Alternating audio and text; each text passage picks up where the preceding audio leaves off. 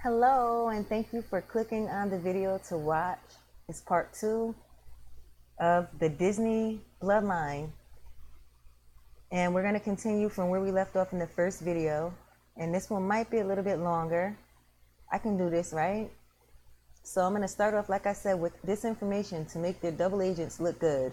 And this is pretty hard to read, so bear with me. I'm going to try, like I said, to just go on as long as I can and relax and sit back and just listen. This information to make their double agents look good. A-Force was MI6's group that carried out deception. They would have their double agents pass out chicken feed, which is what they call classified information that can be thrown out to the public to establish their double agents' credentials, bona fides, as agents against the British. Today, there are numerous anti-NWO people who are actually double agents. They are distributing chicken feed to make people think they are legitimate.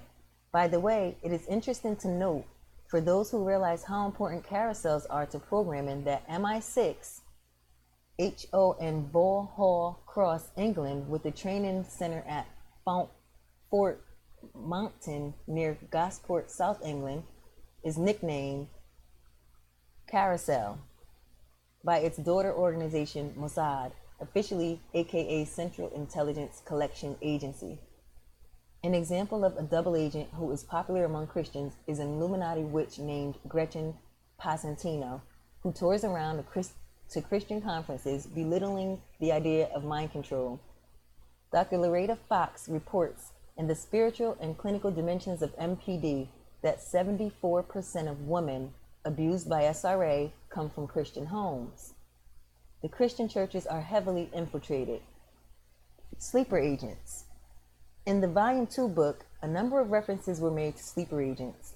The idea of placing someone somewhere in a society and letting them lead a normal life for years without ever being used is designed to provide a legitimate smokescreen about what they are all about. Mind-controlled slaves make excellent sleepers. The concept of making sleeper agents is not a secret. The CIA has publicly admitted that they tried to discover long-range sleeper agents in the Los Niños children of Republican Spain, who were the descendants of communist Spaniards who returned to Spain in the 1950s. They also have admitted to having tried to weed out long-range sleepers in the Trebizond Greeks who lived near the USSR in Turkey and returned in the 1950s to Greece. As the CIA and KGB mirror-imaged each other in their manufactured Hegelian dialect, mock duel, which was very real for the little person, you can well imagine that the CIA sent sleeper agents against the KGB. Names and types of disinformation agents. The intelligence agencies have their own lingo for the types of disinformation agents they send against everyone else. So far, we have named only double and sleeper agents. Here are some of their disinformation agents. There's an agent of influence. These agents can be unwitting, under mind control, or ideologically motivated to use their positions of influence to sway the minds of others. Examples of agents of influence are anchormen on TV, journalists, labor readers, TV commentators, academics quoted by the media, and some politicians. Confusion agent, an agent whose job is to produce confusion by disseminating confounding information. Contract agent. These are the rogue agents, such as the mob, who the CIA get to do particular jobs on contract. Their connections can be denied. Deep cover agent, a sleeper agent, often a programmed multiple or person with mind control programming, who has been a long-term sleeper agent. Disinformation agent. This is a highly placed agent who passes disinformation to other governments. Notional agent, a fictitious non-existent agent which is created with a real-looking identity to mislead. Provocation agent, an agent sent in to provoke and destabilize the target group to do foolish things. Spoon feeder agent, someone who dribbles out legitimate information. This is often done to build up a person's credentials, their bona fides. Lots of people who are pretending to expose the NWO are spoon feeder agents who provide a little new information, tons of already known secrets, and sprinkle in a measure of disinformation for added fun. Generally Spoon feeders increase their percentage of disinformation once they gain respectability. There are very few people really exposing anything of consequence about the NWO. This author has endured the loss of several of the really legitimate whistleblowers who were friends being assassinated since he began writing exposés.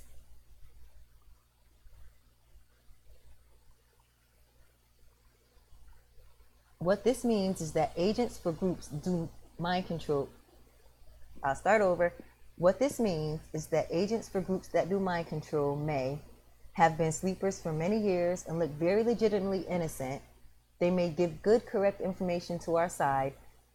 They may say all the right things and try to get us motivated to do more than we would want. They may talk about other friends who are giving them information who do not even exist. It takes discernment to spot people who are not on our side.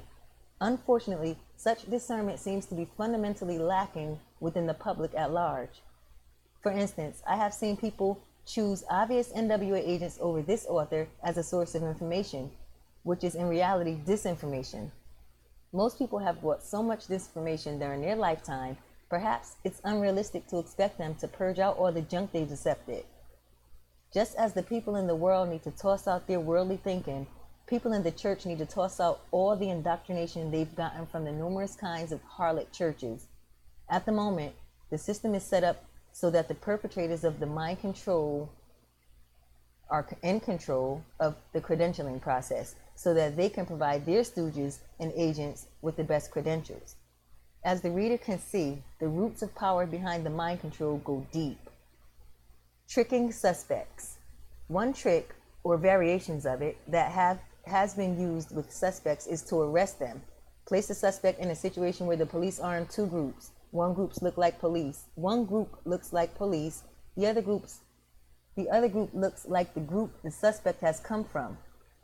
After the suspect arrives, the group pretending to be arrested group members overpowers the police contingent and escapes to another setting where another police group pretending to be even more of the suspect's group ask him who he is and to explain his credentials.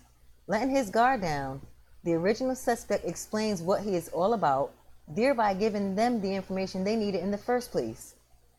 Variations of this script can be run. English intelligence calls this basic script cackle bladder because chicken blood is used on the police actors that are overpowered to make them look injured. The names of deception tricks. Four faces refers to pretext used by agents to get interviews. Dangle is the craft word for luring a victim into provocation. A dangle operation will be an operation to provoke a group or individual into a particular action. This was done with Elohim City and many other groups that the NWA is trying to set up as patsies. Standard deception devices. Agents use bleep boxes to tap telephones and in other instances to make free of cost telephone calls. A cab man is a device to remotely activate a telephone with a radio beam. It can be used without entering the building where the telephone is located. Masks. The use of masks in the occult world is ancient. For centuries, the gypsies have used them for all their hypnotic powers. Special healing masks for their people are kept secret and never shown to the public. Masks have a shock value and fascination value. Gypsy and other occult groups have special rituals to create the masks, including using hair clippings from the person who will wear the mask. Gypsy healing masks are destroyed after the patients get well. Illuminati programming masks may or may not be destroyed after their use. The Illuminati's mask-making abilities, according to deprogrammed victims of their mind control, are very high quality. Sometimes the programmers simply wear Halloween character masks that anyone can obtain to fulfill their role in the programming script that they are involved in during the time. Covers. Some beginners who have just started into studying the world order question why the Illuminati would use legitimate religious covers. Why would the Illuminati want to create a slave who is an evangelist? Why? Because those new converts will go to the same establishment church where other program multiples in leadership positions will demand obedience and then support those demands by quoting scriptures that make them seem like they are God's authority over that new convert. Because the evangelist or missionary and the bishop or pastor are controlled puppets, the convert will never get the full truth, just enough truth to keep him working hard for their organization. Even though the convert got God in my life, the Illuminati never lose control over him. The Christians have as much vested interest in preventing the exposure of the Illuminati program multiples who are big-name Christian ministers running Christendom as the Illuminati has. Imagine what would happen if the world found out that most of Christianity was run by human sacrificing, slave-making Illuminati. This is one of the sad effects of the infiltration. Perhaps the subject of covers can be explained from another angle. The reader knows that the elite like monopolies. They play Monopoly for real. For us, it's only a board game. To establish a monopoly, you find a good product that everyone wants or needs, and then you eliminate all the competition by either destroying them or owning the competition yourself. In the US, the Illuminati can have a one religion monopoly. In Russia, they had communism with Marx and Lenin as the father of God and the God-son figure. Communists had a monopoly on worship. In the US, they have established a monopoly by controlling all the various religious groups. This author wrote an 800-page, heavily documented book, Be Wise as Serpents, to show the details of how this is done. It's not a matter of what they teach. It's a matter of mind control, so that the elite have a monopoly. And when you, as a mover and shaker in the world, control all these various religions via money, blackmail, and program multiples under your leadership, etc., which religion would you pick to emphasize the most? You will pick the one that sells the best, i.e. the best product. And which brand of Christianity will sell the best? The televised charismatic brand will sell the best. Covers that slaves use to explain what they do in life are almost always legitimate. A missionary, a military officer, a salesperson, etc. will usually actually do their cover job most of the time. Their cover is their occupation. The service as a mind-controlled slave is almost an unwitting avocation. Organizers are used as covers. The Illuminati use military, social, intelligence, education, banking, and other organizations as covers. See my Be Wise as Serpents book for many of these. Mariah's front organizations, such as the CIA, in turn use other organizations. Here is just a sampling of CIA fronts to show the variety of fronts used. Asia Foundation was an academic organization created by the CIA. Castle Bank and Trust has been a bank in the Caribbean that is a CIA front. Forum World Features has been a front created for CIA propaganda purposes and based in London, UK. Geschichter Foundation for medical research, as well as the Josiah Macy Fund, was used as an intelligent front to launder money used for mind control. Air Sea Forwarders, Inc. was the legal corporation name of a CIA front in North Hollywood, California. The company was involved in moving freight. In the past few years, this corporation sued E-Systems, the company which builds the CIA and the NWA's electronic systems, such as their communication satellites. In court, the company proved that it was a CIA front, in spite of CIA denials.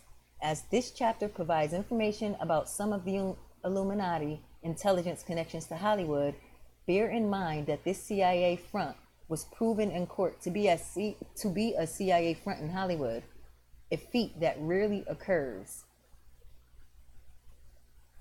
Okay, we're going to stop there. I'm going to stop there for now. And part 3, we're going to go into one of the greatest deceptions of all time.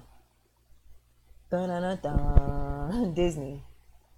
So thank you again for clicking on the video to watch. Please join me for part 3. Just let it keep playing. And yeah, I'll try to get this done so that you could, I read it and it's just so interesting. I read it a few times. I've read Be Wise as Serpents also. You should read that. But thank you. I'll get into part 3.